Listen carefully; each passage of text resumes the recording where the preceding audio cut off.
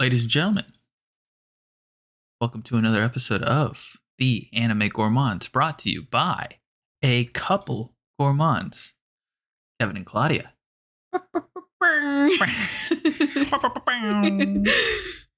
Technically also joined by a third gourmand. Silent gourmand. The silent gourmand. The fluffiest of the gourmands. And hopefully he will stay silent the whole podcast. A big doubt. That's a big. We'll see. Leo is Our dog. is our dog, and he is usually very expressive, but right now he's sleepy. We're taking advantage of that, aren't we? Fun? Yes. How are you doing? Happy birthday! Yeah. To the moment that we're recording this, it's your host birthday. It's me. So I'm doing very, very well. I'm doing great. I'm happy he's alive. I'm happy to be alive as well. How are you? I'm good. Good. I feel special. I feel seen. Special. And that's purely due to your efforts. You know, and my family will get their chance to make my birthday special as well, but so far so good. You've made it very nice. I appreciate it. Yeah. And what better way to cap it all off than by recording a special episode, end of season episode, the first of its kind from us. Because you're outside of the regimented anime watching that the boys and I do. Yeah, unfortunately, I just watch what I want. Oh no. I mean, in a way, we also watch what we want in the sense that like we'll give it a try. Right. And if it's not up to our liking, Standards. we don't finish it, So but remember back in the day, it was like, all right, we passed it, so we have to follow through to the end. Yeah. And it's like, you do get burned out. You do get burnt out. It's true. And we were doing way too many shows. It is what it is. Enough reminiscing about the past. We're here in the future. We're here in the present. We're here in the present. Gorgeous. You and I watched together and... Actually, no, we watched all these together. Yes. A solid 60 episodes of anime together. Yeah. And we're gonna discuss those shows. And those shows include Frieren, Hell's Paradise, Polar Opposites, Jujutsu Kaisen, and Shiboyugi. So we're just here to give your opinion on all those shows. And then we're gonna go more in depth into Frieren and Hell's Paradise because those shows were not covered by me and the boys. Okay. So you'll hear a lot more questions for those shows, and the other ones just more like, hey, what was your favorite moment? What was your favorite character? That kind of thing. So why don't we go ahead and start off with the heavy hitter of the season, Frieren, Beyond Journey's End Season 2. That's it. Yeah, just a deep sigh. 10 episodes, so it was a short season. It was a short season. I was hoping for more just because that's what they got me used to on the past 2 seasons, and I'm like, when you tell me, oh, we're done with it, I'm like, what do you mean we're done? Like, what do you mean? Because this is how I work. I don't know how many episodes they're gonna be. I just go based off you, and it's like, you said that too soon. I'm like, no, there should be like at least 5 more, at least. Yeah. But yeah, 10 episodes, quite short, but dense. They were very dense episodes. So I just want to do like a very quick summary of like kind of like the major plot points. If I forget anything, please, remind me. But essentially, we enter the Northern Plateau.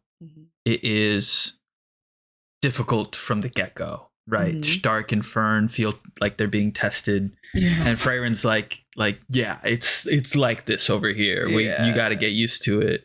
Yeah. Do you think this is hard? We just started. Yeah, exactly. And it's cool because she doesn't really like mince her words or anything. She's like, you have to be prepared. If you are underprepared, you will die. So we get introduced to the Northern Plateau.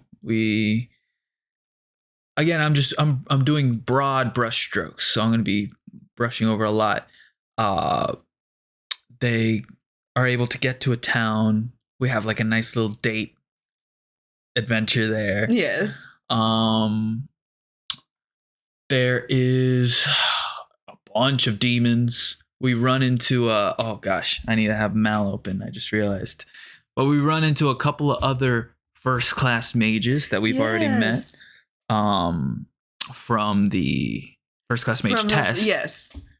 From the previous arc. Yeah. We get to see them back. It's true. We get to see them fight a group of 4 demons. One of them being a demon general, which was, would you say, an A-tier demon? It might be close to S-tier demon. He was very strong with the 4 swords. Right. And oh, you already want to say something? Yeah, but I don't want to jump straight into it like that. I want to follow your thing, and then Well, I'm just doing broad strokes, so feel free to jump in whenever you want. But then, I'm like getting these characters' names because I am terrible with names. Methode. The female who's like really into cute things. Oh, okay. And she's like obsessed with Frieren. Yeah. Fern hates her. Yeah. It's like, can you stop petting my pet? Exactly. There's Methode and Gano. Gano is the man. Gano's the man, yeah. Okay. And he's the one whose partner died, and Methode is like supporting him on serious orders, I believe. Other than that, we got to. They ran out of money. They found what's his name? Blue hair dude died. Himmel. How do you forget Himmel? Because I have so many main characters in my brain. I'm sorry, dude. I feel you there. The arc where they find their diaries or his diary. Right. That was great. Also, I need to do a big shout out to Stark on this season because my man was surviving. Yes. My man was used as prey. He was as bait, yeah. He had to survive, and he showed us all. He can carry his weight. Right. And I thought how old is he? Before I say any comments. Well, him and Fern, I believe, are supposed to be in their youth. How old is he? I'm not 17, 18? Sure, but I would have to guess in that range, yeah. Look, a quick Google search is never the worst thing. Yeah, he's about 17 to 18 when they meet him. I'm just gonna shut up. Yeah. Just gonna shut up and stop fangirling over Stark, because Stark you can fangirl such over a cutie pie with Fern. He's so boy coded, Yes. Like the whole date deal, him not knowing what to do, him just, what, do you want to go on a date? Just out of bro. This whole season, I did not expect Fern to have me giggling like that, totally. Trying to like hit a wall. Like, I reacted too much in this show. It was just too good for me. And I believe my favorite episode of this season was when they actually went on to the date and they were just reminiscing and looking at the view of that one town. Yes. That was just beautiful. Because the whole date was shit. The whole date was shit because it wasn't things that he thought of doing. It was everything that Frieren was recommending to him. And in a girl's point of view, that's not something that you want to hear. Because we want to see the effort put in. You know, what did you think that I was gonna like? And I'm kind of glad that they didn't do an arc of misunderstanding. You know, I'm so glad that Frieren went straight to the point, and he was like, I hated it. I hated this shit. You know? Totally. The whole conversation they had in that area, I was like, this is just beautiful. This is the best episode of all anime I've ever watched. Oof. That's high praise. I know. I just beautiful. It kind of makes you reminisce of like your high school years when you had like that one crush and you guys would spend time together, you know? Totally. Be young. Yeah, it really reminds you of a time when you didn't know what you were doing, right? And that's kind of like the playbook, isn't it? When you don't know what you're doing, you ask for help, you ask for recommendations, and you make a list that isn't...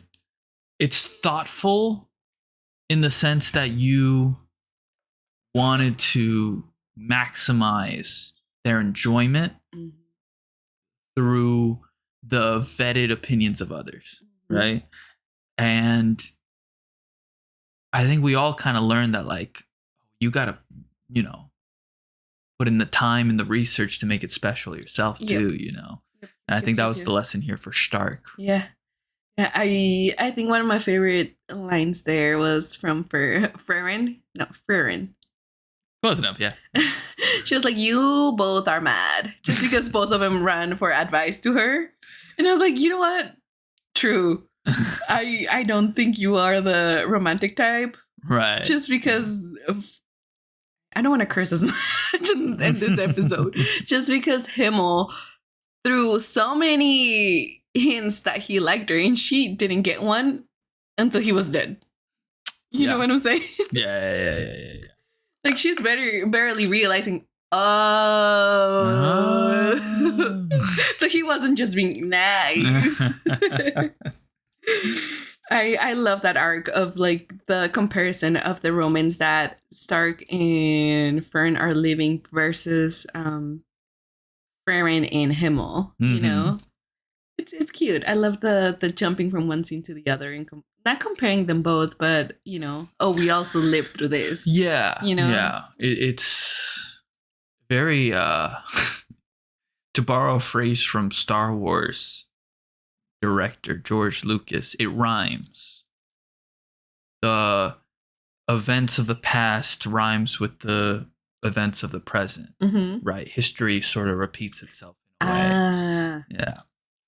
And you know, it's funny because, like, in a sense, Frieren and Himmel were probably like being watched by Eisen and Heider, and they were probably going like, you know, that's cute. And now Frieren's the one in their position, and she's probably, you know, thinking the same thing. Yeah, exactly. But what's cool about this one is that, like, Frieren's there to watch the love actually blossom as opposed to hers. Yes. That kind of like ended up falling by the wayside. Should we jump into like the more? Well, hey, this is our rodeo. We can jump wherever we want. I love. Was it that this season for the sword that they had to get back, and they're like, "You lost it again." So they go back to this town in the northern plateau, and they are tasked. No, are they tasked or are they followed? No, I think they're followed. I think Frieren is trying to avoid something, and we're like, what is she avoiding? You know, and she gets caught. They're like, we need your help. It's like, fuck, I didn't want to do this. It's like, oh yeah, we lost the sword. And she's like, again, you lost the sword again to another demon. Again. And we learn that every demon that has taken this sword has essentially like just gone on a rampage. Yes. So So I'm actually excited because I feel like Frieren has not met her match. And I know it's going to be a demon. Mm-hmm. You know, I'm excited to see how much power she actually has, you know, because right now we've only seen the surface of how powerful Frieren is. Right. Because I think we didn't see her defeat the Demon King or anything like that. We didn't see her like, yeah. So all her showcases of strength have been against powerful demons, but not like Demon King demons. Yeah, and all of the arcs that we had throughout this season was very...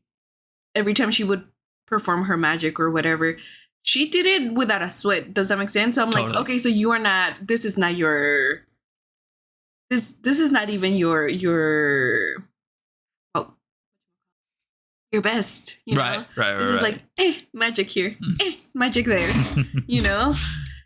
Yeah. I'm just excited for more. I want more. Totally. I want more.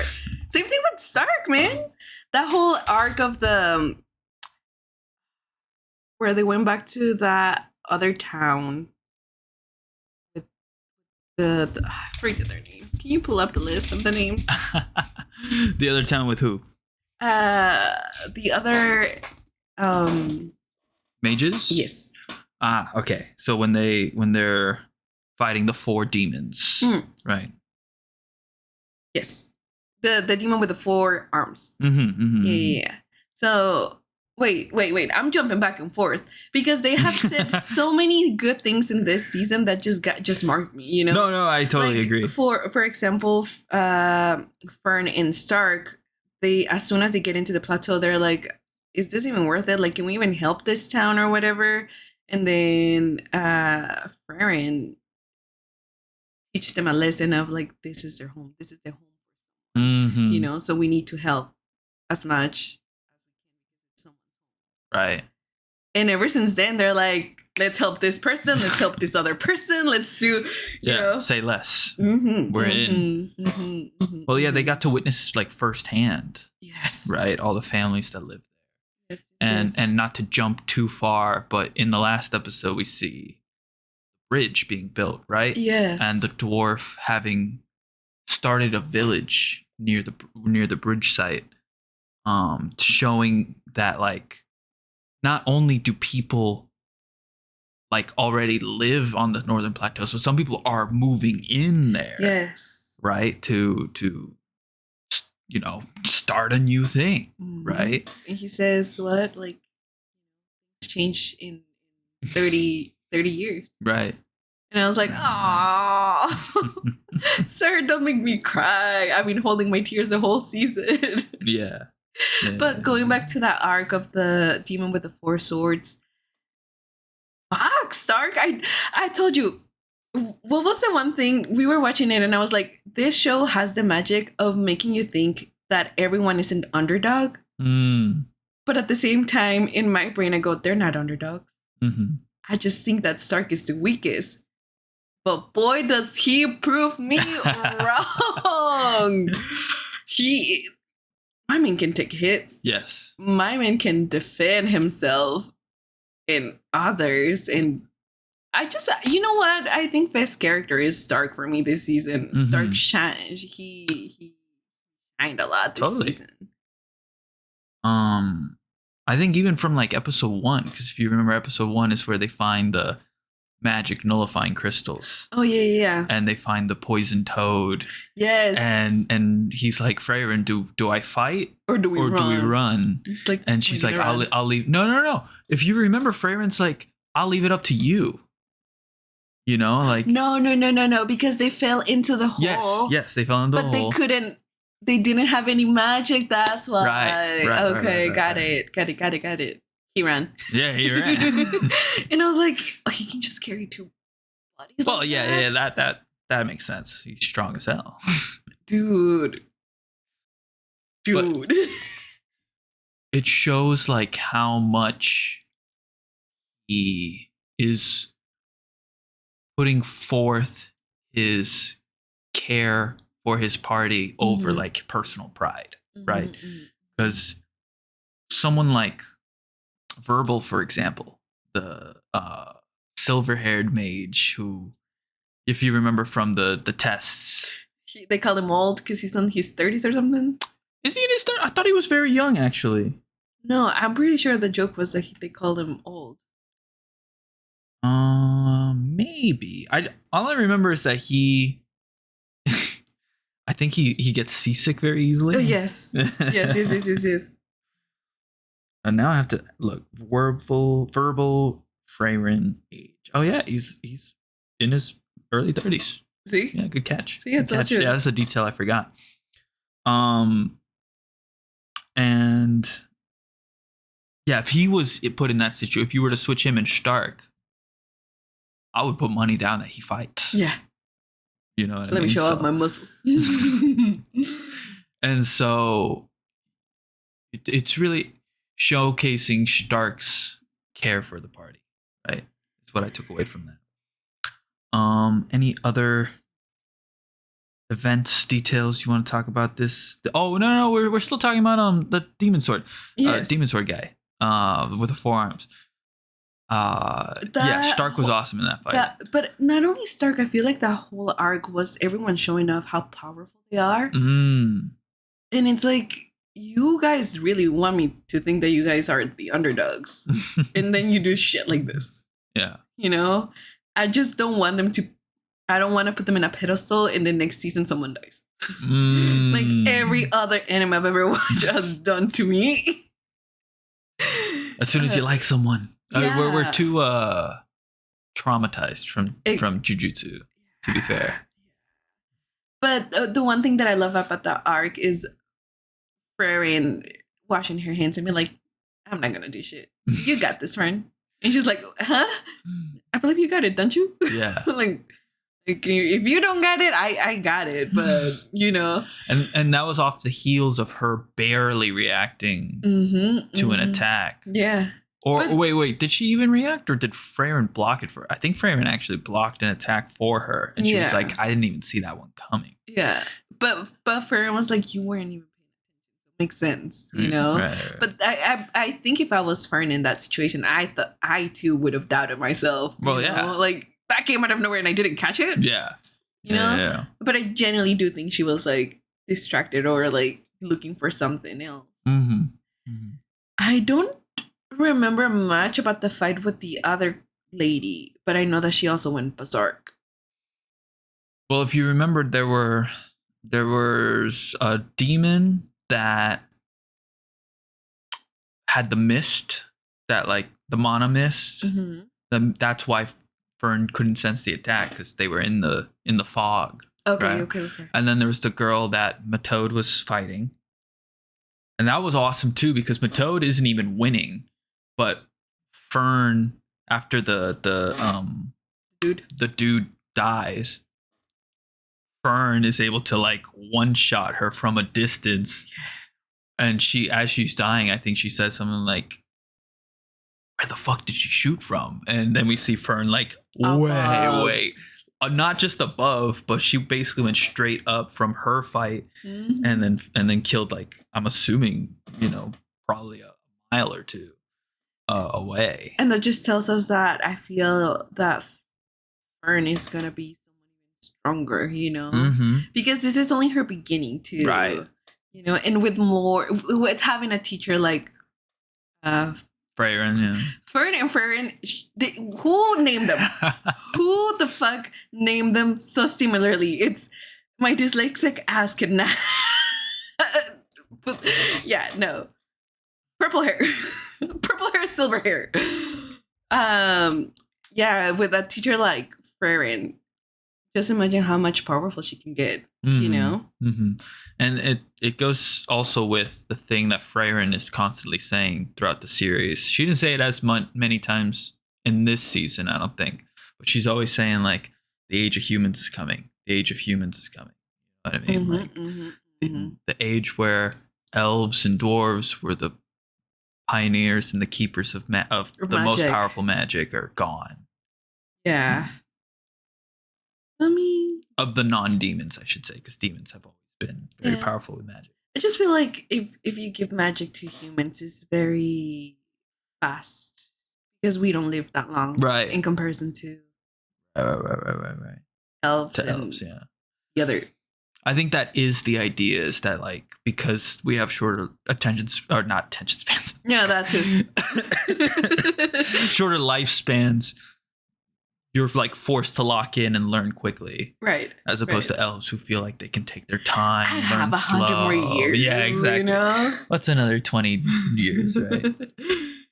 But yeah, that arc was crazy. I personally loved it. One of my favorite arcs. Agreed. I don't know if that was my favorite arc or the one where they discovered the diaries of Himmel. Mm-hmm. In terms of skill in seeing how strong they are, I think I like that arc a lot. The best, if you will. I don't know. I'm just still thinking of Stark. I'm sorry. It's because I was expecting him to actually get beat up. Right. Like beat up. But he was holding his own. Yeah. I was expecting him to be like Jujutsu, you know? Beat up to death, like barely standing, lost one arm, something. But no, he could hold his own, and I was just in awe. Yeah. I still we also had an earlier wait, was it earlier or was it later actually? When they fight the dragon. The dragon was before, I think. Oh no, it's right after. Dragons are right after. Oh, really? Dragons are right after. He gets his head chomped, if you remember. It's the same episode as when they find Himmel's memories. Yes. Yeah. Yes, I do remember that. Yes. That was also a really sick fight, actually. You know, just up, you go up.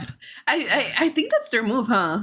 For Frieren and Frieren, just go up the sky and shoot. Yeah, no need to put yourself in harm's way if you don't have to. But it does turn Stark into bait. Yeah, which I love, and I love that he accepted his fate at one point. He was like, okay, so how am I gonna be abused today? But yeah. In the same episode, I don't know if you remember, I thought this was cool. They did like a time lapse thing with Frieren, like she has her magic compass thing on the thing, and they changed the background, but they keep the compass mostly the same. Like I thought that was a cool moment. Sorry, accidentally like falling asleep with this dog on it.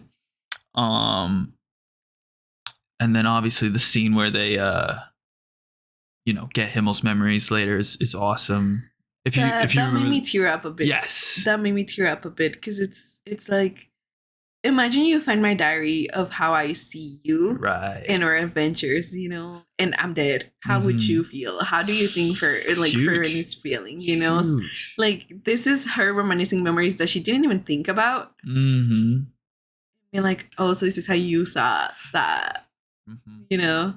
It also probably, I imagine elves just forget things more easily, right? Because of just the amount of experiences they have, right? And so she might remember broad strokes, but finite details are going to get lost, right? And the beauty of Himmel's diary is that it can, and we talked about this, and I don't think you understood what I meant, but like now she's seeing how Himmel sees her through his eyes, right?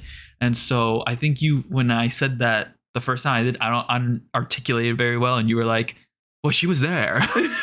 Of course she remembers these like memories. And it's like, no, that's not the point I'm making. That's not the point I'm making. I think you did say it weird, and I was like, yeah. I did not articulate it very well. I'm articulating it much better this time. Yeah, no, now I get it.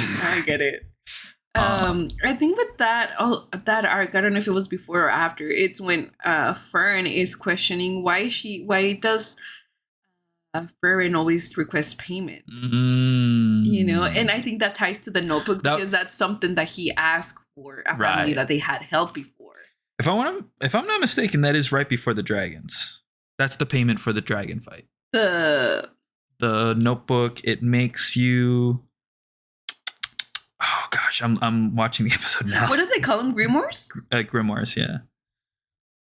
But that was just a single notebook. It wasn't a grimoire. The one for Himmel? Yeah, right. The one Himmel asked for, yes, was a notebook. But what I'm saying is that at the beginning of the episode, when they take on the contract to get rid of the dragons, the flight of dragons, they specifically, that's when Fern was like, oh, well, you know. Oh, because why they didn't have any money. Exactly. The people that hire them did not have any money. Oh, okay. It allows you. Because they wait. The grimoire they took for the dragons. It was a tongue twister. The tongue twisters. And that comes in later at the end of the episode. The Kraken, when she gets like taken by the Kraken, and they're like, "How is she able to say this all like in between getting splashed and dragged around?" They're like, "Oh, she's using the spell for the tongue twisters." Yes. So they do come in handy. They came in handy. Never know. I feel like that grimoire was like that one gadget that you have at home, and you're like, "Babe, you should get rid of it." And it's like, "No, it'll come in handy." And then that one single time, it's like, "See." But yeah, I love that she goes on about to say, like, if we take payment from the people that are asking for our help, they don't owe us anything, right? And they can live their lives without thinking they owe anything to us, you know. And isn't that the purpose of us helping them? Right. And it honestly, when you think about it, it recontextualizes a lot of their visits to earlier villages that they had visited, that Frieren had already visited with Himmel, right? Because, you know, some of the people in those villages recognize Frieren, and they're not like, "Oh my God, we've been holding this payment, we've been collecting it over like the past 50 years for you." Yeah. You know, because they already sold they already, yes, you know, yes. So it like reframes those scenes a little bit to explain like, oh, this is why Frieren isn't like getting tribute constantly going from village to village, right? Because she has for payments. The debt's already paid. Yeah. So I thought that was like a cool little detail. Yeah. Everyone, I'm surprised that everyone has a grimoire. You know?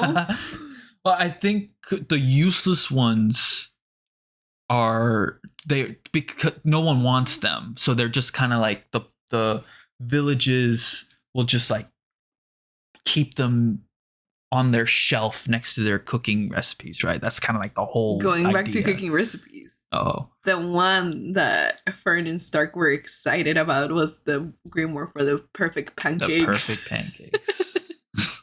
And Loki, same, yeah, because has anyone ever made like a perfect pancake up stack? Because you get that one perfect sure pancake. You might get one. You get that one perfect pancake, and then if you're making for someone else, you think about it. Well, I think about it. Am I going to keep that perfect pancake for myself, or am I going to give it to someone else? Right. And if I end up giving it to someone else, know that I love them. Yeah. No, it's true. Two pancakes never come out the same. I suck at making pancakes. But yeah, shall we carry on with another Sure. I just want to mention arc, because we did talk about the sword demon. I didn't know if you were going to bring it up or not, but before we move on, I just wanted to spotlight that one of my favorite like moments, I think, of the entire series that I really liked was the so they're trying to get the sword back from the demon, right? And they come up to her and she is baiting Fern and Stark into praying for the dead in the villages, right? I don't know if you recall this, because this is like episode 2, but the demon is there and she is like giving the sob story about how she was just like passing through and like, oh, there's so many dead people here in this village and it's unfortunate. And Frieren's like, you know, calling her out a little bit. And so I jumped ahead a little bit. So the demon then, like, you know, baits Fern and Stark with some words to you know, pray and close their eyes. And that's when Frieren decides to attack. And Fern's like, "What? Why did you do that? She wasn't aggravated yet. She wasn't attacking yet." And Frieren's like, "She was baiting you guys into closing your eyes to pray. Okay, and that would have killed you. Yeah, she was gonna like try to go for you right then and there. Yeah, right there. Boom. Will you offer a prayer for their souls?" Right, and you see they start. And Frieren shoots at the ground to reveal there are no graves because they were eaten by this demon. Yes. Yeah. There are no bodies, I should say. I think I would have fell for that. Well, that was the point, right? Fern and Stark literally were falling for it. It's just a human nature to respect the dead. To respect the dead, right. You know. And that comes again later, too, right? Yeah. This show is really good about, like, And it is something that the demon with the 4 swords also said. He said, "I bet you that at least one is going to stay behind because they want to guard the dead." Right. Because in their mind, they pay respect. And I'm like, stop mocking us, Mexicans. Because we dead of the Dia de los Muertos, you know? Yeah. I love how, like, they know how humans work. It's kind of eerie. I think it's kind of eerie, you know? Right. Like, you know, they have their beliefs, so they're gonna do this and do that. So this is how you get your human. And so this moment in particular was a lesson of, like, keep your guard up. You know what I mean? Like, that was Frieren's lesson to the other two. Right? Like, don't trust just anyone that comes up to you. Because it's stranger danger. Frieren, low-key, already has her suspicions. You know, when the lady approaches, right? Yeah, I feel like Frieren has an expressive, non-expressive face.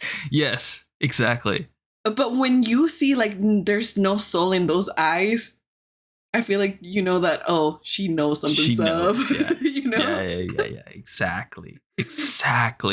But Frieren and Stark's danger sensors weren't going off yet. Yeah. Yes. So Frieren let them get baited to teach them a lesson. Yeah. And I thought that was like a good mom. Talking about good mom. Oh. There was this one scene that also made me cry. And I think we talked about it last. For some reason, it came. I don't know if it was just a conversation between the two of us. Probably, yeah. But it's the fact that the relationship that Fern and Frieren had developed throughout the years. Oh, yeah. And I think it was the date also, right. You know, Frieren was talking to Stark. And she said, you know, I don't remember the name of the priest. Hyder. She said, Hyder saw Fern as a daughter and I cannot find something else to call her. Right. And I was like, Miss Ma'am. I think she Miss Ma'am, don't make me cry. She says there's nothing new that I can call her. Yeah. And I was like, you didn't catch that? And you're like, what? Yeah, you had to point it out to me. She called Fern her daughter. Indirectly, yes. Yeah. Yes. But it was subtle. Yes. But it was like perfectly, as soon as you pointed it out, I'm like, it's obvious. I don't know how I didn't catch that the first time. I was just like, what do you mean you're not reacting, love? Like, she just said something that deep. Yeah. It was a whole season of, like, establishing the relationship together as a party, you know, like emotional relationship in between the three of them, I guess. That's a good distinction because the first season was more so like general party dynamics. Let's find a party. Let's find right. How does teamwork work exactly? Like, how do we communicate to each other? What are the growing pains of the party? And now it's more like, how are our bonds deepening as a party? Yeah. Which is an incredible distinction. I did not make that. Thanks for pointing that out.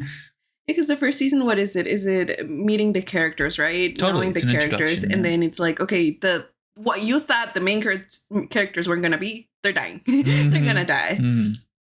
And then you get introduced to the actual characters, right? And then season 2 is like, okay, so we have 2 mages. What else do we need? We need a fighter. We need a priest. Short-lived, but this season we learned that she's still holding. Yes, she's reserving that spot for him. Yes. Which, okay, so he's gonna come back. Well, we're hoping. We're not reading the manga, so we're only speculating here as anime watchers. I don't need confirmation. I will wait for season 3.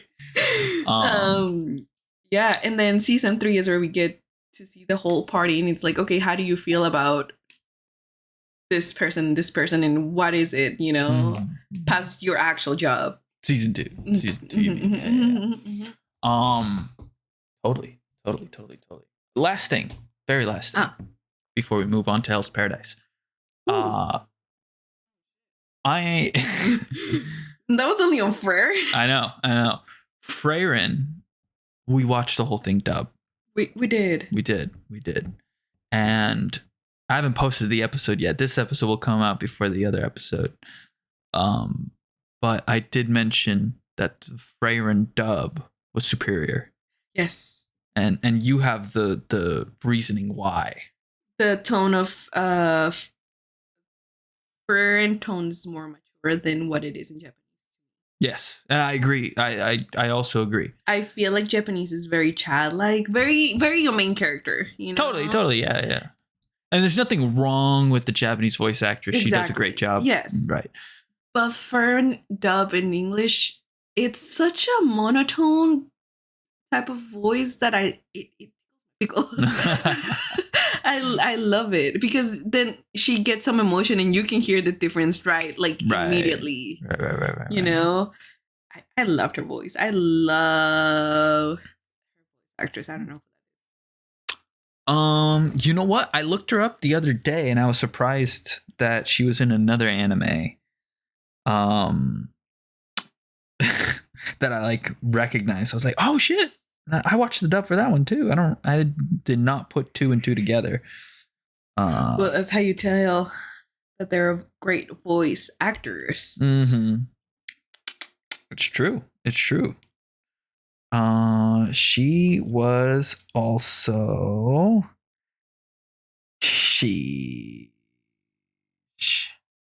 yeah, it's gonna take me a while to find a mount because it's alphabetical order.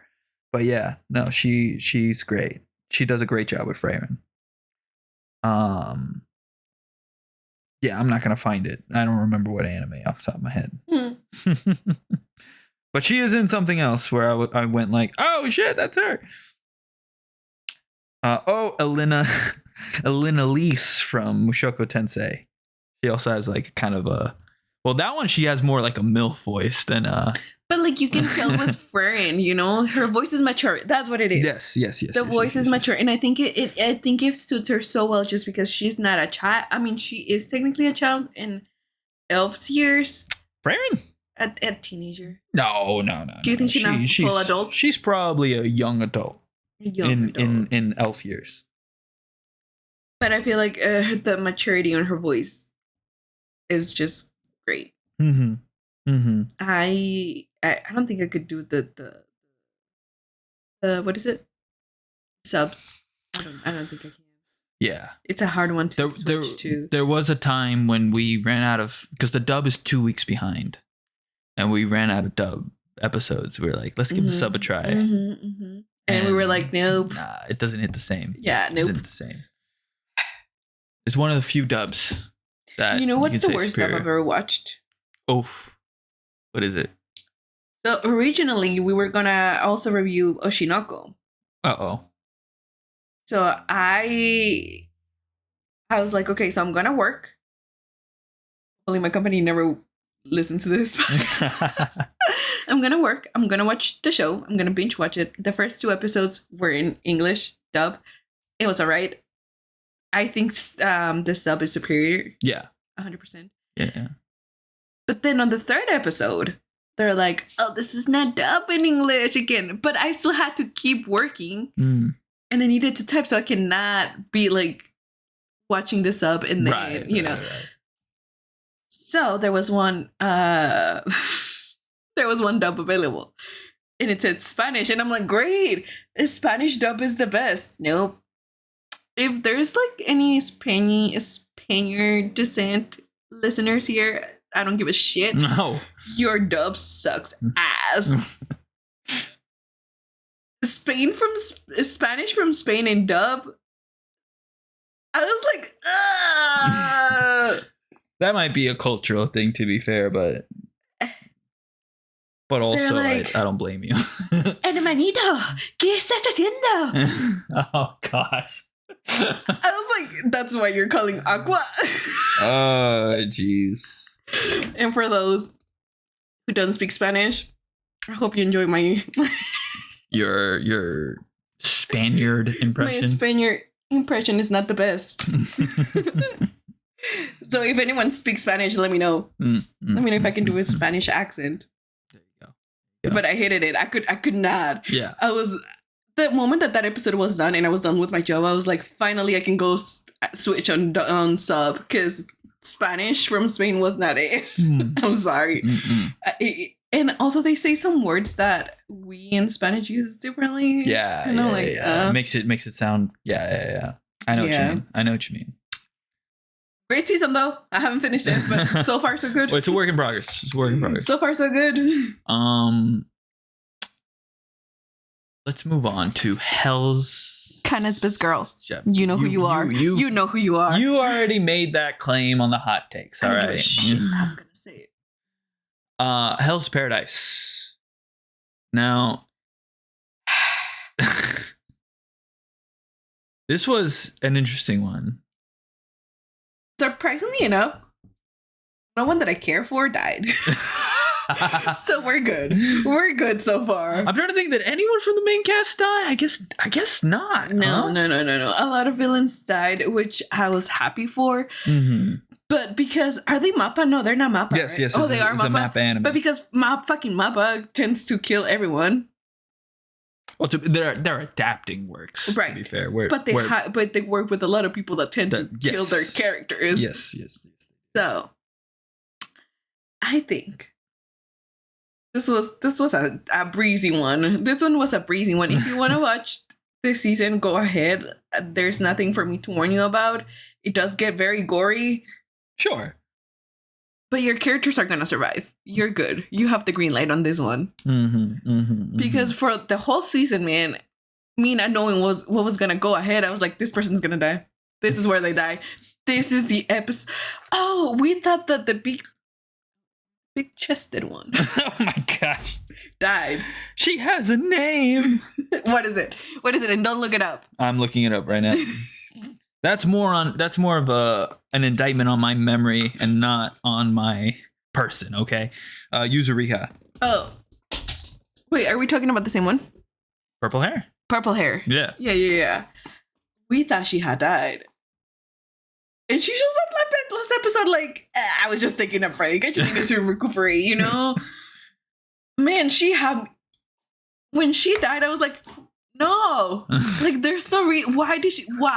There's no way she died on this episode. There's no way she died here. And she didn't.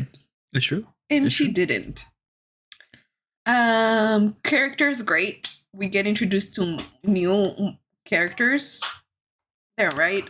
New. The big blonde one and the child blonde one. Well, no, they're not new. They were in season 1. Were they? Yeah, dude. They weren't a big part of season 1. But, I mean... The samurais, right? Samurais? What samurais? Oh, you're talking about the new samurais who came in, the guy who cries a bunch and like this is, if you're Mexican, you might relate. But you know when you are behaving bad and sometimes you get your ass whooped and your mom is like, this hurts me more than you. And it's like, if it doesn't stop, then you don't have to then. This hurts me more than you. I feel like that's a representation of that guy. You know, he kills people and he's like, this hurts. Yeah. I was like, does it? I don't do it out of hate. And he's so crazy too. You know, I love the fact that we get to know how unhinged he is against people that don't follow rules, I suppose. Right. Where he's like, oh, you know, his sword. Yeah, he hasn't. What is it? I don't know. Make it sharper. He hasn't sharpened his sword because it gives him a greater pain. Mm-hmm. And so they zoom so many times on his sword whenever he's gonna kill someone. Yeah. And I don't know if that's like, imagine how much pain he's gonna go through. No, totally. That's exactly what it is. Yeah. Go on. All right. So just a quick recap of the season. Again, large brush strokes for this one. If you remember at the end of season 1, Gabimaru, we see him lose his memories for a little bit because he overused his like ton. And so he ends up fighting a couple of people, right? But then he gets his memories back and he reaffirms his conviction to go see his wife. Yeah, we get introduced to the samurai who are essentially there to kill everyone on the island, sent by the shogun. And the remark is that they are there, you know, and even if they help the bandits that they originally sent, if they are accomplices of theirs, they're gonna kill them. Right. And that's like the big. So what's gonna happen when they meet them? You know. Totally. And we'll get there because that comes up later. A lot of this season was, especially like towards the middle, was dedicated to learning about Tan, learning about the island. Yes, a lot of lore. Setting up like what the last arc of the season is going to be, because realistically, like the last like 6 or 7 episodes were all one arc. So we see them like planning and doing all of that. How can I forget? We see our friend who is, you know, he's turned into a little bit of a flower boy. He got taken by, I'm blanking on their name. What are the flower peoples? Are you talking the Tensen? The Bakugo looking one? Yes, the Bakugo looking one. So they take him and he has all kinds of freaky deaky sex. Bro, that whole season where it's like, oh, so how are you gonna turn me into a Tensen? He's like,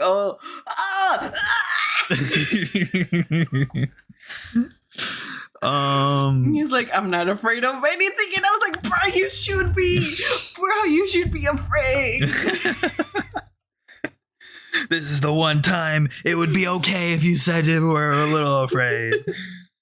Like we don't judge here, but bro, that's a demon right there sucking it and getting freaky with you, you know? Yeah. Can we talk about his brother when they're like, oh yeah, this is what you have to do in order to become Tensen, and he's like, what? My brother did what? He's like, excuse? I thought we were gonna divergence. Yeah, the little brother, I don't know his name, beautiful boy. If you watch the show, you'll know who I'm talking about. Purple hair, looks like a girl almost. The brother of the Bakugo looking one. Right. He grows a lot this season. He does. He grows a lot and he gets more cunning. He is. His name is Toma. Toma and Chobei. Or the blonde one is Chobei. Toma's the long-haired, almost effeminate looking one. Yeah. Yeah. I believe he cuts his hair at the beginning of the season, right? And then I love that he's like, or the bond of being siblings is so strong that we know that we're not, fighting against each other. Totally. And when he cuts his hair and he braids his thing, he cuts his hair and then he braids his hair, right? Right. And then he sees his brother and his brother braids his hair. And I'm like, they're in the same team. Yeah. We're all in the same team. We all want to leave the island. This bitch is going to betray the Tencent. Fuck and the he Tencent. does. Yeah. He does. That was such a pop-off moment, too, because they both have, like, shit-eating grins. It's like, come here, brother. And the brother goes, Toma? Yeah, right? yeah. So he meets his brother, and he's like, and they're here with the other Tencent. What is it? Right. So the other siblings, no? Yes. I want to put a little bit more context. So again, we were talking about how they were planning on what they were going to do, right? And they're like, okay, we're gonna steal the elixir. Each one of us gets a demon. Each one of us, yeah. Each one of us is probably gonna fight. We're gonna go in these groups, and we're gonna try to maximize like our time. So we have a group that's there to like steal a ship, a group that's there for the elixir, and a group that's there. I forget what the other group is there for. And they approach the Tencents by, okay, so my whatever, I don't know, power, whatever the fuck, is metal. Right. And you are water, so you work better with that, and you work better with that, right? And work makes the dream work again. It's true. But like I was saying, so Toma is in a group with the criminal who has his arm cut off. He has the big boy, yes. Gantetsusai. And the small... I believe he has like a hook, no? Yes, he has a hook right now. And then the small samurai, Fushi. So he's in a group with those two. Yes. They have surprisingly like great chemistry. The tallest one and the shortest one are somehow like some of the best chemistry in the show. So then when they enter the temple, big bro, the blonde Chobei, pulls up with the Tencent. They're being like all ominous and shit. They're like, look at us. We fuck. This is our power. And also this is my sibling. Yeah. And but we learned that this is not what they wanted originally, that they saw that it was wrong, right? But if they were to rebel, they were gonna die anyways. So they learned to kind of cope with it. Yeah. I remember I was mad about that because I told you I don't want them to do a Demon Slayer arc where it's like, oh, they're demons, you hate them, they're killing people, and then you give me, but they were good people, Right. I was like, no, I want to hate them. Like, no. They give you backstory, but the backstory isn't meant to justify their actions. Exactly. It's meant to just give context as to like why they are fighting. The way they are. Yes. But anyway, so then that's when we get the scene of Chobei being like, brother, come with us. And, like, I made this deal to protect you, right? You can leave those two dorks. And the other two are like, yeah, go with them. We know you want to. Yeah. And then, but then the shit-eating grins come out. They double cross the Tencent. Yes. It's a great pop-off moment. I just wanted to give context. Thieves are always thieves. Yes. Great line. And that's when you see the braid come from what is his name? Chobei. It's like acid.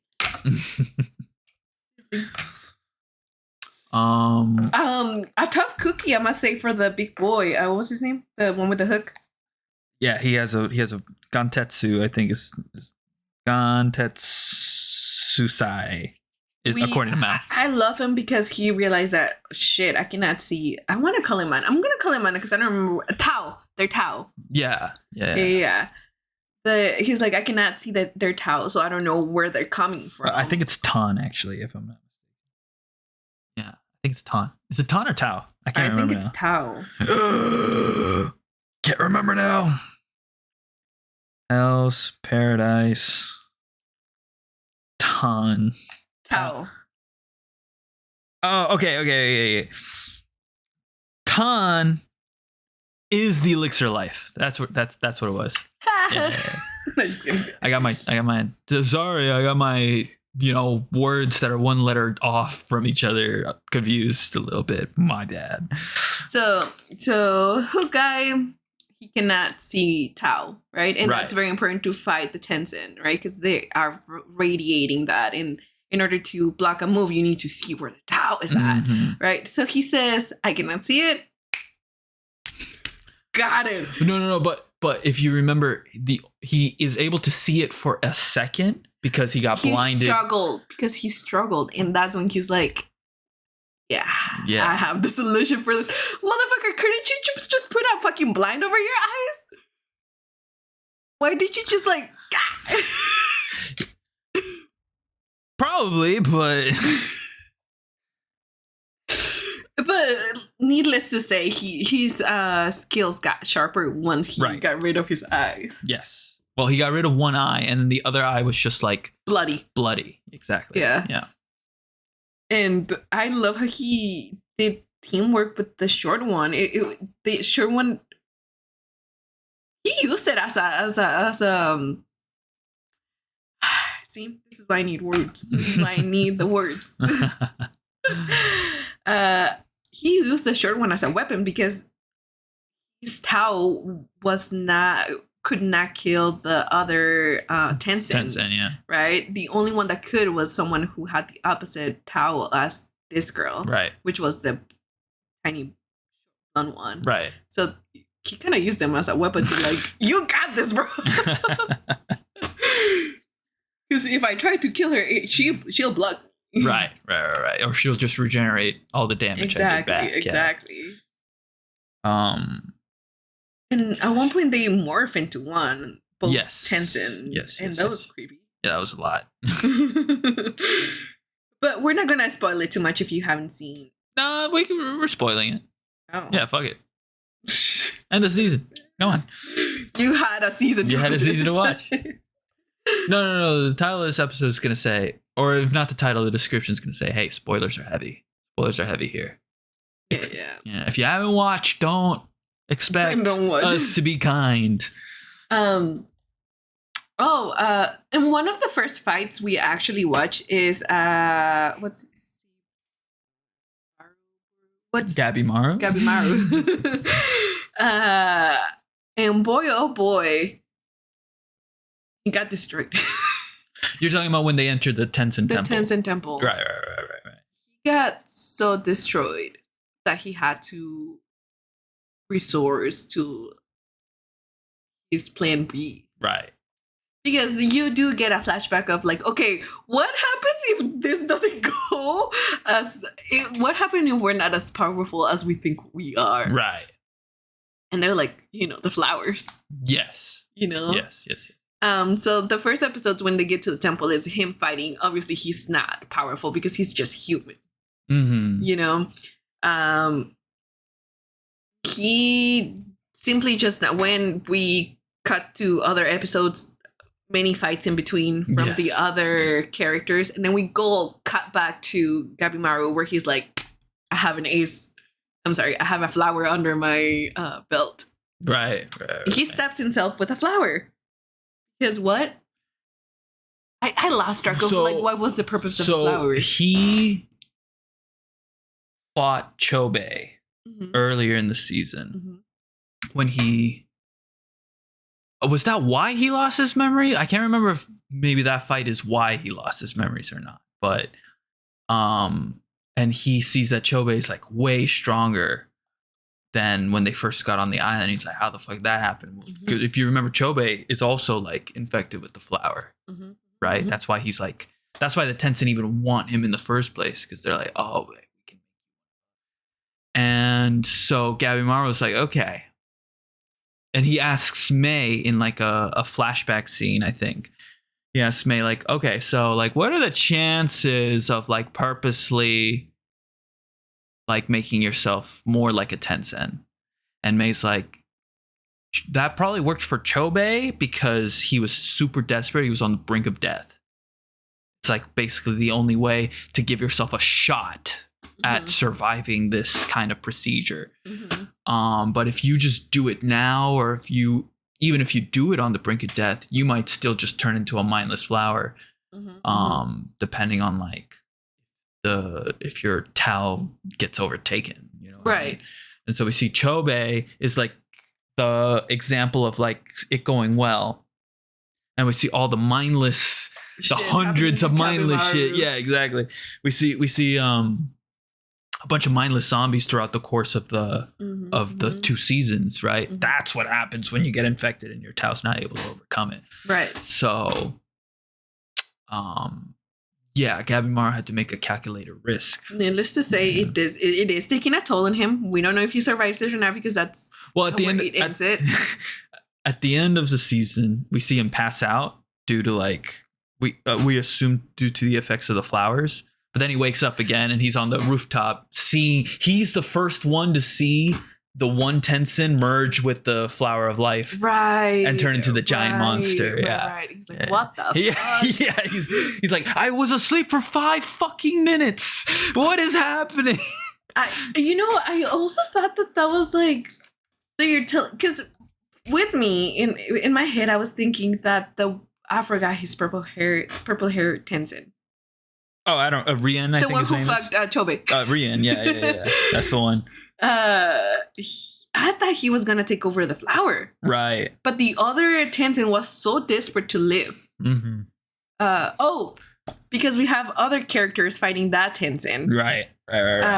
Blind boy and worthless, doesn't know how to fight, bitch. Whoa. Hey. We had Shion, and I am pulling Nurugai. Yeah, Nurugai, useless one. Why is she there? Great question. Like, obviously she was abandoned or something. That's why they sent her over there. But well, no, I think it was, if I remember correctly, her backstory is like, we were in like a secluded village and the shogun doesn't like us at all. So we're criminals just from being born, basically. And so she got, if you remember, to get on the island, you just had to survive. She was with the blonde boy initially, no? She was with the blonde samurai who was Shion's apprentice. Right. And he sacrificed himself to save her. I thought there was an awesome moment because so Shion and Nurugai are fighting this one Tenzin with the orange hair. And Nurugai's like, why are you so desperate to kill this Tenzin at the cost of your life? And Shion, he's blind, right? And not only is he blind, but he is also, when his apprentice died, he was running away, right? And so it reveals this misunderstanding of sorts, where he, in his head, he's like, he died so sad, and he died like probably with regrets, and I want revenge because he deserved to live more. Because he heard how he died. Right. He didn't. And she's like, you don't understand. When you ran away, he was smiling. He was happy that he was able to give himself up so that not just me, but both of us survived. Have a chance to survive. Exactly. And so now you're going, like she's talking to him, like you are going back on his sacrifice by trying to sacrifice yourself. This all comes to her after the bitch has run. Right. Let's not. Let's call it what it is. She ran out. And then she's like, okay, never mind. Let me go back. To be fair, I mean, like, Shion's like, go, please, just go. And she is like, oh, why am I listening? Like, why do I only like listen to orders? You know what, like, I need to take action. That initiative. Whole arc of them two kind of reminded me of when name? It's another anime, Demon Slayer with the butterfly girl. Are you thinking of Shinobu? Shinobu.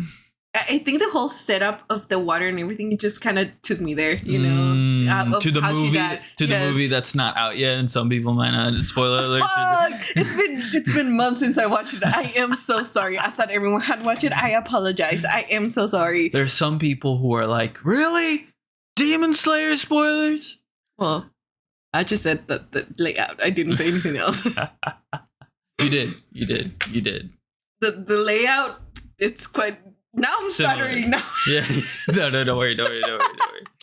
Yes, it's very similar in terms of like the arena that their fight is being held in. Yeah. And it's like, to put a blind man where there's water, that's bullshit. That's fucking bullshit, man. Right. But he's a great fighter. I feel like because he is blind, he's able to. Right, that's how he's able to see not the strongest. Yeah. He's not the strongest, but he can see it clear as day. Right. You know, and I think that's what gives him an advantage of it. And I love how it's like, how many hits does it take for me to reach the core of the Tenzin to kill him? Mm-hmm. Right? And the little girl is like, many. Too many. And he was counting each one of them. That was insane. I thought he was a goner. I thought he was a goner. I think out of all the characters, I thought he was going to be the one who was going to die. Yeah. He was definitely trying to set himself up that way, right? But that didn't happen. And then the Tenzin that they were fighting, it's a big flower. Which kind of sucks, no? Because, I mean, doesn't. Because if he was so weak to be almost killed by Shion, that means that he wasn't very strong to begin with. Yeah, you could reach that conclusion. Know? Yeah, he does. That is the Tenzin that kills. If you remember from season 1, Yuzuriha has her samurai. It's the chunkier one. The brother. The brother of the blood. Was he the blonde one's brother? I didn't remember that detail. Yeah, I remember that. I was so confused. I was like, wasn't it the blonde one? And you're like, no, I can't recall. The other one. Regardless, like, he ends up dying to save Yuzuriha. He has like the flower face, right? Like that's that Tenzin that killed him. Mm-hmm. So I mean, like, he's definitely strong enough to take on most combatants, you know. But you are right. Like, Shion, it became like a battle of attrition, which, like, their power levels, you know, on paper, like, he should be like way stronger. Right? Yeah. So, no, you are right. He was relying on his Tao, I think. Yeah. Too much. Yeah. Not enough like fighting experience. Not enough fighting acumen. What else? Oh, shall we cut to the last part of the season? Sure. Throughout the last episode, it's like they all fought their Tenzins. They're alive. Everyone's trying to make it to the meeting point. But oh boy, an earthquake starts. And I'm like, what's that earthquake? Other Tenzins. Well, not Tenzins, like the big, I don't know what they're called. They have a name, I can't remember either. It's, like big monsters. They're big monsters, imagine elephant-sized-ish. I'm thinking Sasageo, Titans. Titan size. Yeah, medium size Titans. Meet smaller Titan size. Yeah. And they're being controlled by, they're horsies for the samurai that have invaded the island. Yeah. Yes. And it's just so funny to see. Like, all you guys just, I guess, why didn't they send you first then? Because if you think about it, didn't they have an easier way going in? Oh, yeah. Why didn't they send them first? I don't understand. You made so many people come here and lose their lives. And I'm not talking about the criminals, you know, because to each their own. I think if you think that criminals need to die, that's your own prerogative. But you send your own people, your own samurais, to this island when you could have sent the best. And look how far they went. Yeah, they got to the temple like quick. Yeah. Quick. They're like, okay, I got this, let's go. And that's where we discover that what's the main character's name? Gabimaru. There's a second Gabimaru. That Gabimaru has a crush on Gabimaru. It's confusing. You're talking about the Asaimon with the mask, who has a crush on Gabimaru. Yeah. Why do you call her a second Gabimaru? Her name is Gabimaru. Yeah, she said something Gabimaru. No, I think you might have misunderstood. Yeah, probably what she said. Because I don't really, or maybe I misunderstood. Because Gabimaru calls the girl Gabimaru. And then I was like, Am I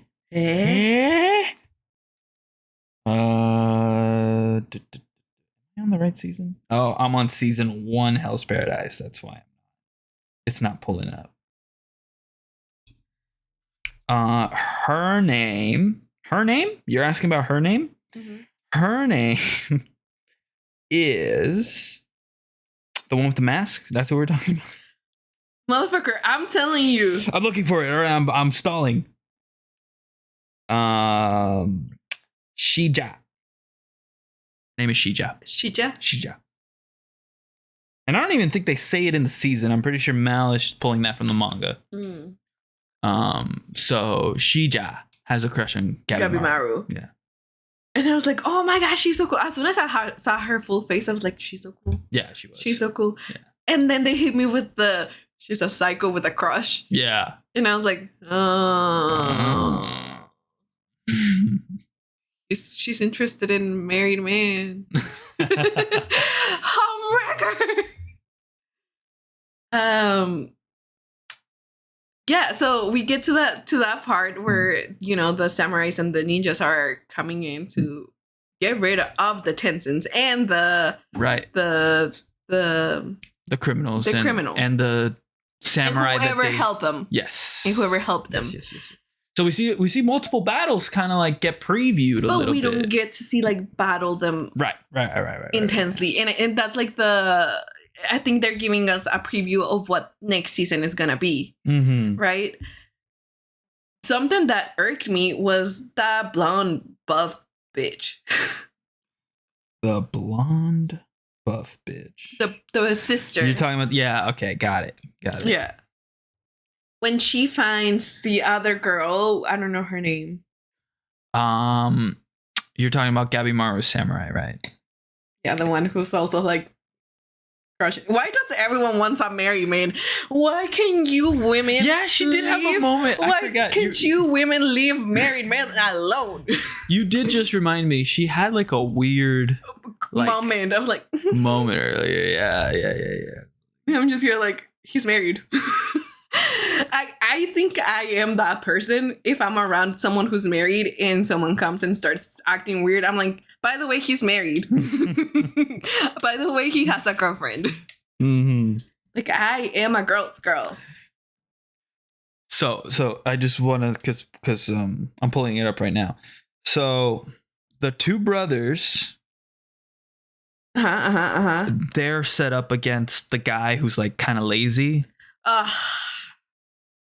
Yeah. Also, can we talk about the fact that they all have a little booklet? Oh, yeah. A cute-ass booklet. of like, let's see.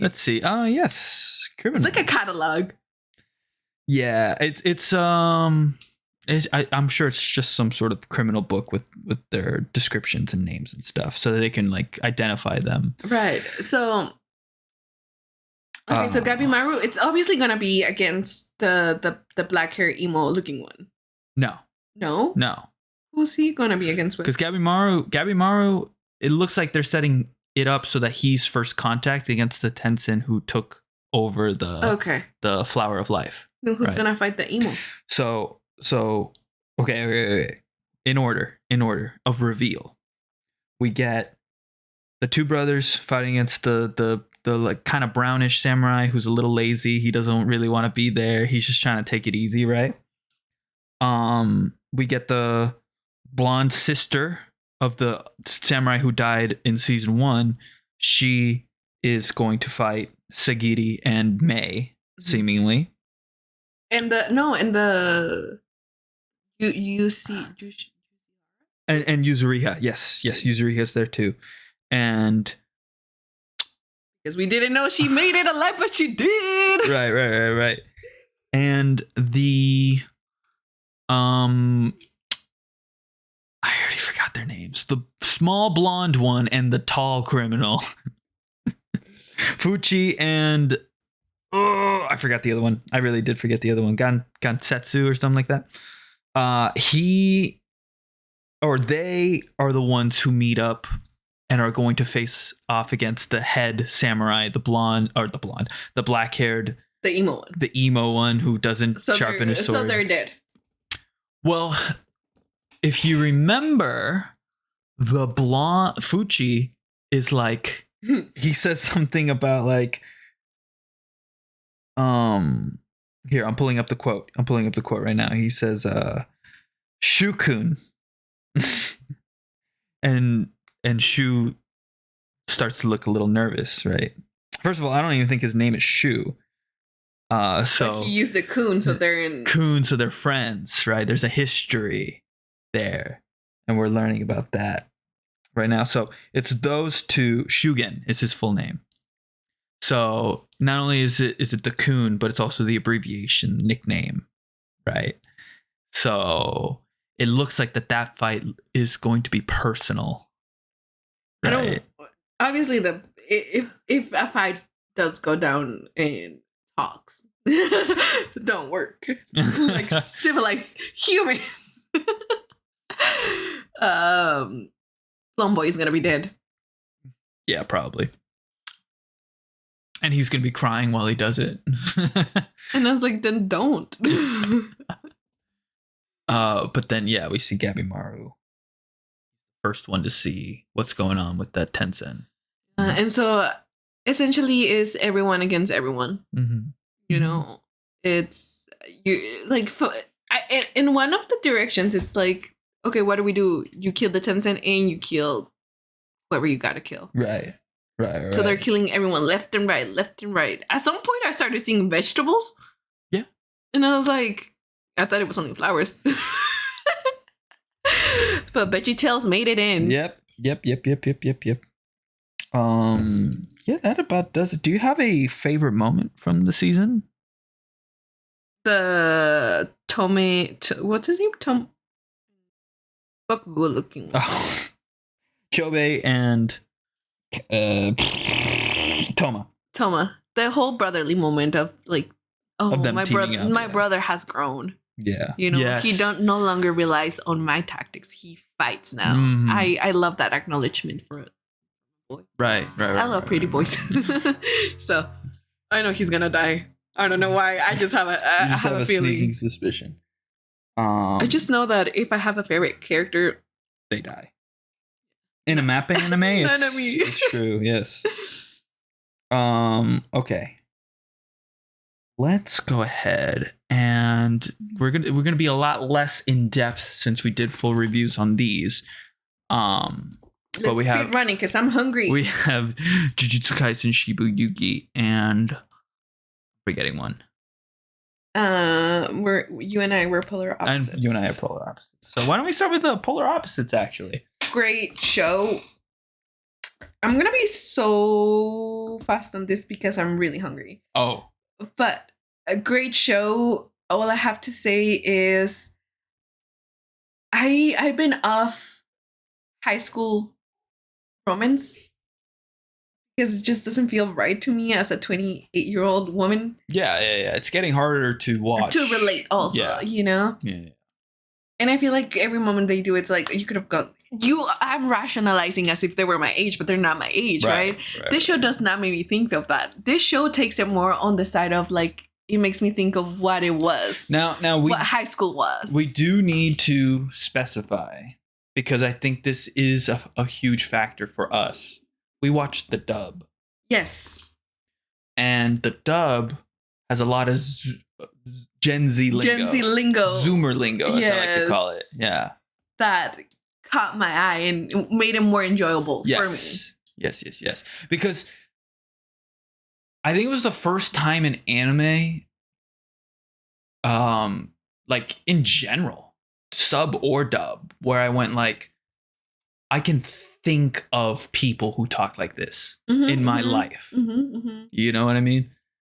So it just felt so grounded's a weird word, but I don't know how else to describe it. It just felt so like realistic and grounded. I feel ya.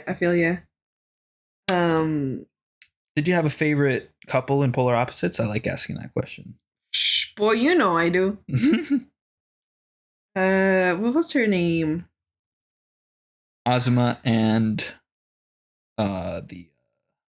Tyra, I think. Yes. The one who dated a lot of boys and is kind of like over boys, very doom and gloom about romance. And the other boy who's like, I should not get excited. Right. Them two, it's my favorite arc. And here's not my favorite arc. My favorite arc is it's Shy Girl and Blonde Boy. I don't know their names. Nishi and Yamada. Yes. I love them. I love the main characters because we have the main characters. Yes. It's easy to root for. It's good. Yeah. Yeah. Good. You're good. Great even. But them two, you saw me reacting. Yes. When you relate to one character so hard, whatever is happening to that character, it's like it hits you harder. Yes. You know? Absolutely. And I relate I told you this story about me giving a paper to one of my crushes in middle school and fucking shaking my hands like I couldn't even give it to him. Like, I understand her pain. Yes. You know? And I understand her anxiety and everything and thinking, oh, look, did he not meant for me to hang out with him? Like, oh, he's friendly with all the girls. Yeah, like am did I just fucking misread it? Yeah. I understand her pain. Yes. You know? And it made it so easier for me to like her. Mm-hmm. You know, there was a cute, like a few seconds where I was like, Homewrecker! Because she did had a crush on main character boy, emo boy. Did he? Did she? Remember where he was? Because they're working in a library together. Yes, and they're like, oh, they're dating. I didn't take that as she had a crush on him. I took that more as like because she is so shy. Say that 3 times fast. She's so shy. She's so shy. She's so shy. Because she's so shy, the implication I got was more like, oh, this person I hardly talk to got a girlfriend. Like, I still hardly talk to him. The impression I got was like, oh, I wanted to be more than friends with them, but I couldn't even talk to him. I don't know if I got that. But anyways, leaving that aside, yeah. That's more interpretation than anything. Yeah. It's the whole thing, dude. Okay, this show, it's so great at getting the details of our generation so well that if any one of you catch that phone of that, what's his name, the blonde one, Yamada, yeah, his phone is fucking cracked. There's no boy in high school that I didn't meet that their phone was fully no single cracks, nothing. His phone was cracked. The ones that had clean phones, it was always the girls, or they were guys who were like neat freaks. That's so true. You know what I'm saying? Yes. It makes it so, I think the show just makes it so really relatable for us adults now, right to look back to. And I remember we had this conversation of like, okay, do you think that high school anime, because I've never related to a show like this before, right? Do you think that high school anime before this show were more relatable to people who are older than us? Right? Like it was more a reflection of their experience, and Zoomers really are that weird. And Gen Z really is that weird, you know what I mean? Or do you think that maybe it's more cultural and Gen Z culture is kind of making its way into Japan right now. Yeah. And they're making anime about that. Do you know what I think it is? I think previous generations made high school romance something that you want to aspire to have. And I feel like polar opposites. Definitely there's a Gen Z working. Oh, yeah. Especially in the dub, like the dub script writing. Yeah. Even maybe the manga artists, I don't even know. But if it does, maybe they are the Gen Zs, you know? Mm-hmm. Yes, it has a manga. But I think what polar opposite does is more like, you definitely lived through this. Mm-hmm. Yes. Sorry for those who didn't, but most of us can relate to at least one character in there. Totally. You know? Yes. Like you were relating to that guy who doesn't want to get excited or something, I think you said? Yeah. The guy who reinvented himself. Yes. Yeah. Yes, Tyra. Yes. I relate to the shy one. I know I don't come off as shy sometimes, but boy, oh boy. In high school, I remember every problem when you're a kid, it just feels way more important. It feels bigger. Yeah. So for me, like those were real anxieties. Those were real problems I was having. The whole, I don't want people to see me date someone, you know, because they're going to make fun of me. That's so real though. Right. That's so real. Like I remember you would tell your closest friends, like, "Oh, I like this guy," but don't say shit. Not a single soul. Great show, loved it. Yeah, would rewatch. I agree. I would also rewatch down the line. Yeah, and there's season 2. Obviously, they did say to be continued. Right. So I pointed this out on the pod. Every episode ends with "see you next episode," and the last episode ends with "see you next season." Yeah. So confirmation, boom. Season 2's happening. Yes. Because I still need to see the development of the Tyra and the because you reminded me so much of you know what you just said about Frieren of like, oh, I guess you misunderstood me, right? Like what are you talking about? She was right there. I guess you really are my classmate. And this bitch goes, the fuck are you talking about? Yeah. We've been classmates we were classmates last year. Yeah. I love that show. I loved it. It's great. I loved it. And, you know, the main characters are great, but I think the side characters is what gives it more life. Yeah. More life. Yeah. I called it the Wodokoi of high school anime. In the sense that, like... Have you even watched Wodokoi? I have not, but I know about it. It's just multiple relationships. Horimiya kind of does this too, where it's just like, yes, you have Hori and Miyamura.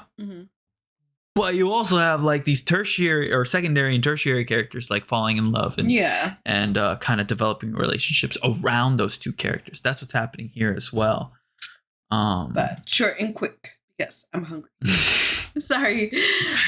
Great show. Great show. Beautiful. Loved it. Next. Hit me. Shiboyugi. Great show.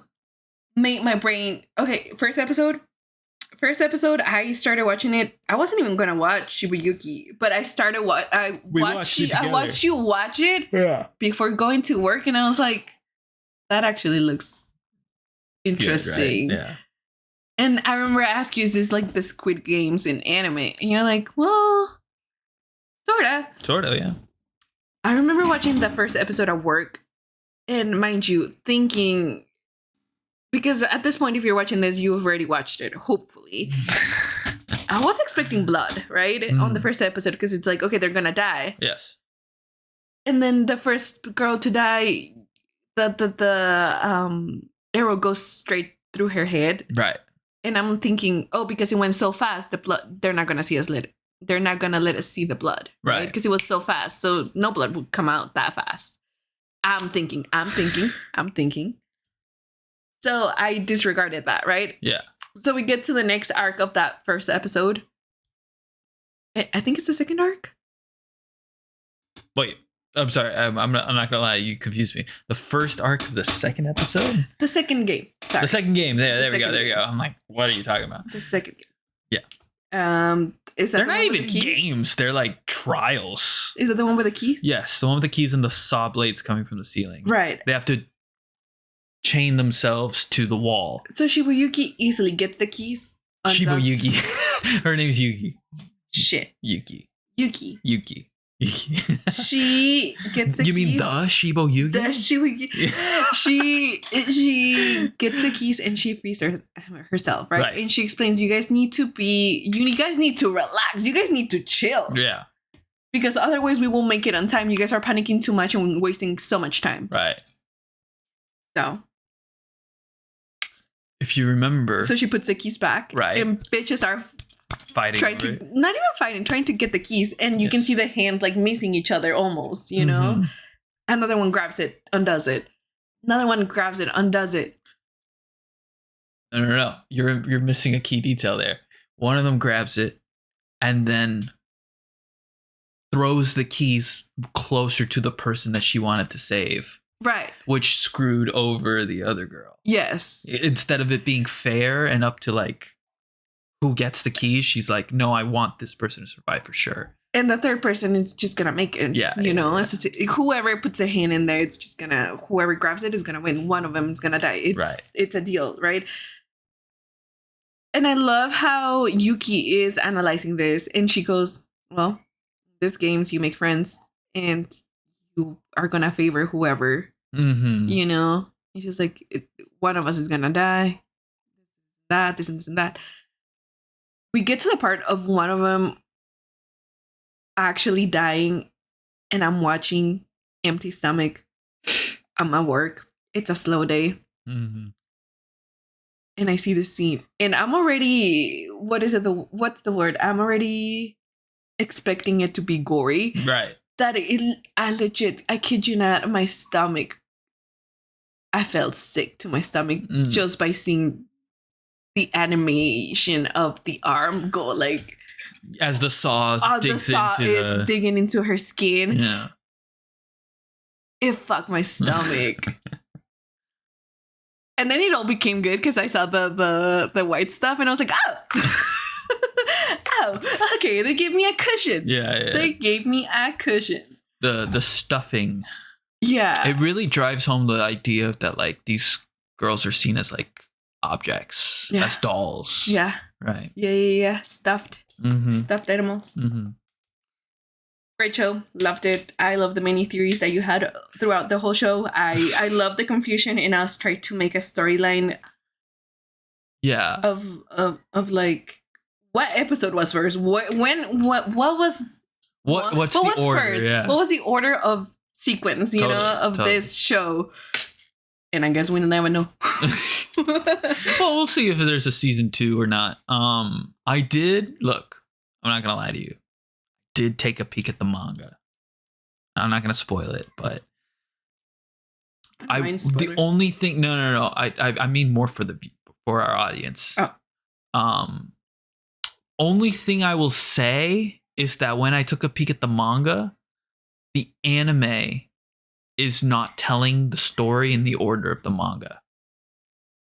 So the manga is actually like way easier to follow.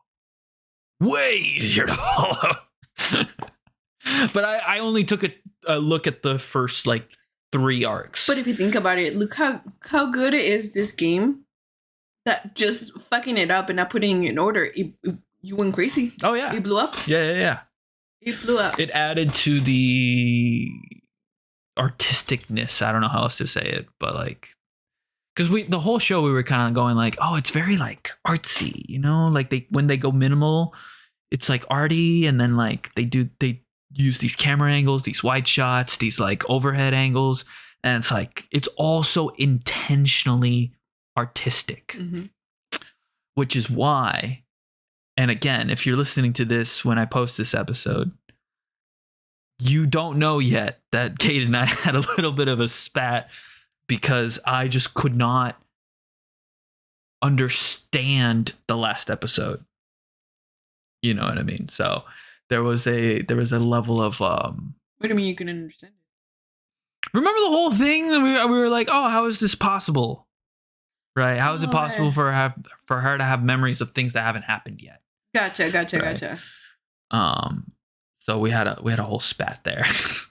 I won't go into it. You guys have to listen. You guys have to listen when I post that episode. Yeah. What was your favorite game out of the out of all of them? Yeah. So we had the first game, which is just essentially a death house, right? Like kind of an escape house, I guess you could call it. I feel like all of them are escape houses. You have because you have the zoo, and then the zoo was like about making your way, finding yourself through the dark. There's animals. There's voting. And the vote was important too. And then you had the bathhouse arc, and then the rabbits versus stumps. I feel, and this is, I feel like anywhere where the princess was at was my favorite. Mm-hmm. Just the princess and Yuki. Did she call her princess? So there's a blonde character that she is the most beautiful or whatever.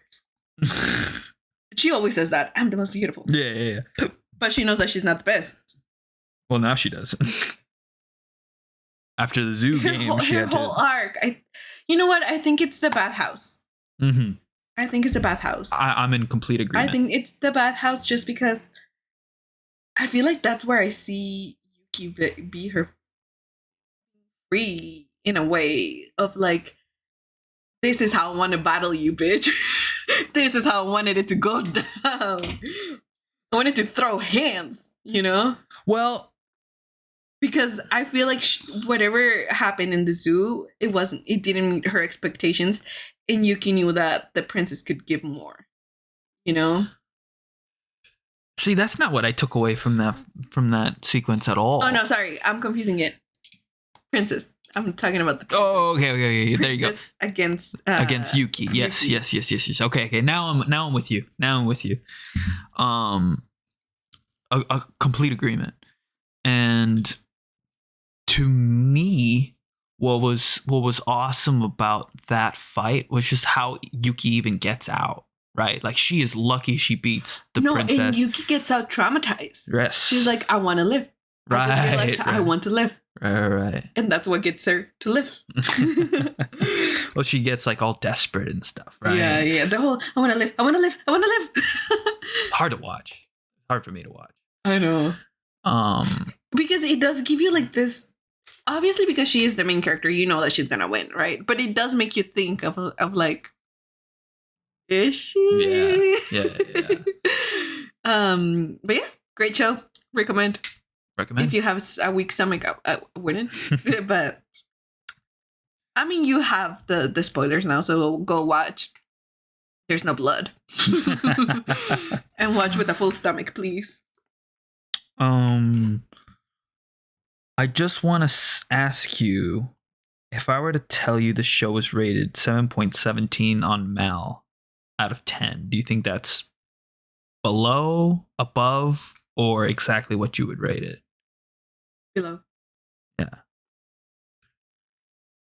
I think the show's it's pretty good. It's because I feel like I do 10 out of 10 everything. But I genuinely do think that that's a top. No, it was a great show. Yeah. Like, what? Not even Jujutsu has made. Well, no, Jujutsu has made me feel shit. What other show? I was gonna say, like, what are you talking about? Not many shows make me feel something in my body, per se. This show literally made me feel sick. Yeah. You know, and I feel like that's a great way to know that show was good because it did affect you. Right. You know, say with Jujutsu, what was the whole Shibuya incident? Right. Make me feel sick. Mm-hmm. You know? Totally. So great show too. Just feel like feminism. There wasn't a single man in there, so they rated it 7. Oh, Maybe. Who knows? Make it 10 out of 10 for feminism. There is one man in the show.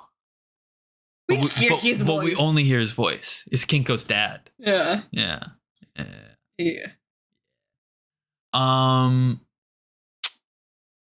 We never know what happens. Because that was the bathhouse. Right. She takes the pill and then she's like, "Oh fuck, I didn't time it right." Right. But yeah. For this one? No. I've said everything I could on the other episode. Jujutsu. Now, this is a question I asked Kate as well. In terms of the 3 seasons, where would you rank season 3? If you were 1, 2, 3. Where would I rank it? Gosh, that's a hard one. That's not fair. And I played the 5th. Plead the 5th. The plead the 5th. Okay, so here's my argument. Technically, I would put this season underneath the Shibuya incident. Mm-hmm. But I say the fact that it's not fair because we already know that Megumi is strong. Mm-hmm. We already know that Ryuji? Yuji. Sorry, it's because I have so many also K-pop idols who also have Yuji. I get it. We already know that he's strong. He has Sukuna on his corner. So we all know that, right? We already know that Yuta is fucking strong, right? We already know this. But we don't get to see the level of strength he has and how psycho he's also. We already know he's traumatized, right? We already know this. He's already kissed a monster twice. Twice now, yeah. And one of them is a roach. I don't know how you took that. You hate roaches. I do hate roaches. Imagine you're Yuta, you just have to...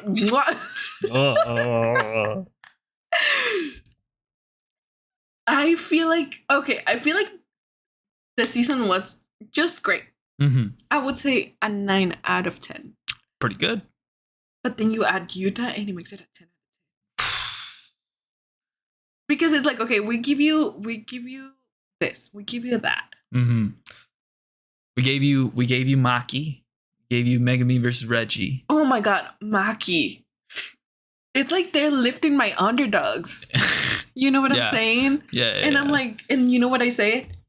That your dad wasn't the one that you killed. Your dad was the one that was killed. Mm-hmm. Nanami loved that girl. It's true. So now I'm a Maki girl because I don't know if I'm making any sense. Probably not.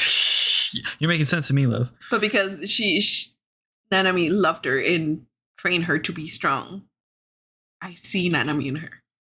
I can see that. Does that make sense? I can, yeah. All those muscles. Both of them. No, I'm not gonna say that. I don't know what you were gonna say. We also got introduced to Higuruma, the lawyer who. That whole arc was crazy. It's like they fought, but they didn't. Yeah. It was great. Mm-hmm. It was great. Yeah, I did love that. But you know what I love the most? The bad acting of Panda. Oh yeah. Yeah. Panda is such a bad actor. Never, if we were to be in that world, never put him in acting. No. He sucks. He sucks. He wouldn't last one day in Oshinoko. He cannot even act as a panda, man. Sometimes he turns into a gorilla. Make it make sense. Yeah. I love the guy who's always showing half of his cheek. His butt cheek. Oh yeah. The comedian. Surprisingly strong. Yeah.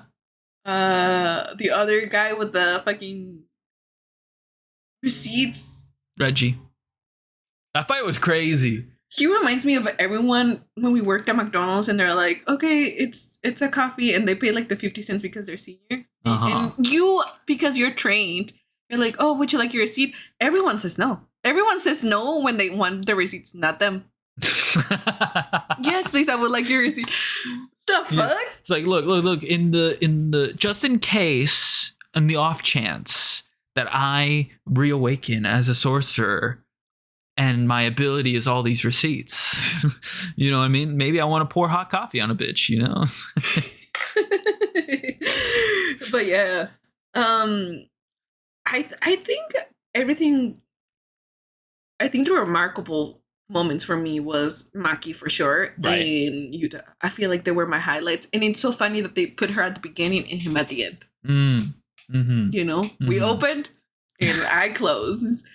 Great, love it, love it. He's psycho. Yuta, you mean? Yuta is psycho. Yeah, he's got a little crazy. That whole thing where he's like, yeah, I know I'm gonna destroy you and I'm gonna kill you. Yeah, but I'm gonna you'll indulge be happy you're dying by my hand. Great show, fantastic. I agree. Also, Rika's my spirit animal. She's so attached to her man. She's my spirit animal. Yeah. Don't touch it! Give him back. When they go into like the domains together and she's like, give me back my Yuta. For a second I thought she was gonna be the one to break the barriers, but then it turned out to be the cockroach. Parthenogenesis is the reason why they're the most likely creature to survive a nuclear holocaust. So I heard. Yeah. Because only one needs to survive for the species to continue.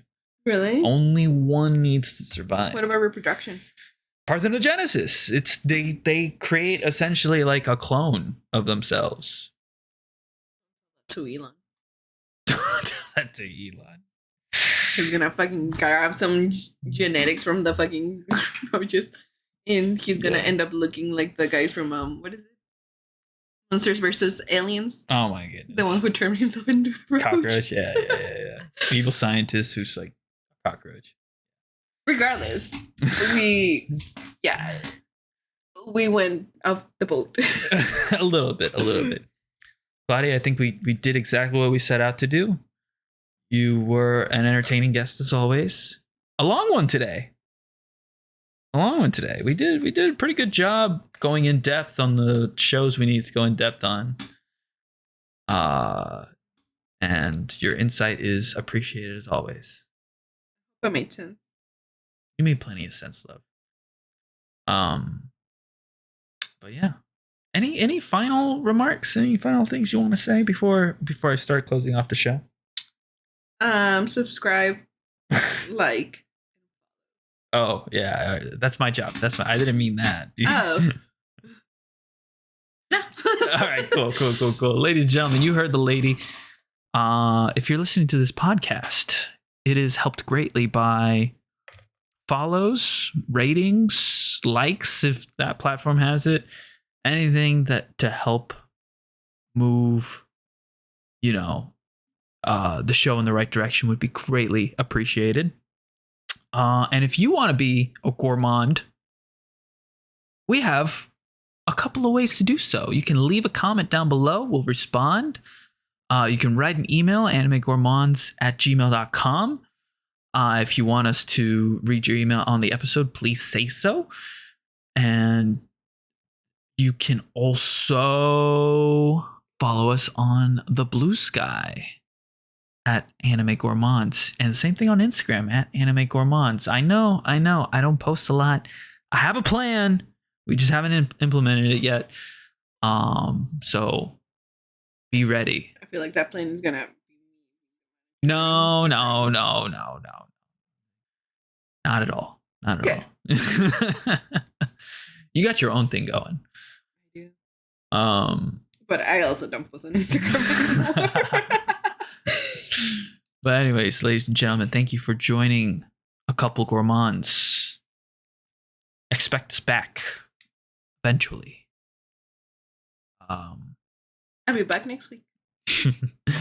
And with that, check please.